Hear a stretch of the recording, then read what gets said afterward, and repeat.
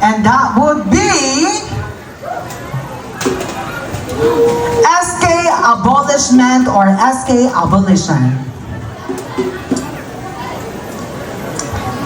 I believe ang kabataan ang pag-asa ng bayan.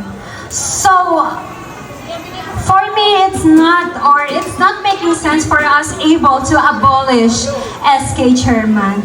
Kasi naniniwala ako ang pagiging isang SK or sangguniang kabataan is this is the platform for us able to mold ourselves into a better person that we can lead, to become a leader who is just to have a care for their people. Because I believe the true essence of being a leader, not just intake or on their role, but it is more of uplifting their own community. So if ever we abolish this type of samahan, well, technically magkakaroon or magdidecrease tayo ng mga number of candidates who can lead our country in the near future. If ever man nawala ng kabataan dito sa ating bansa, ano pa ang silbi ng mundo when in fact, eto, tayo mga adult ang gumagawa ng kanilang space for us able not just to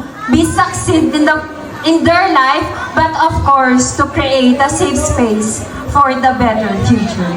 Thank you.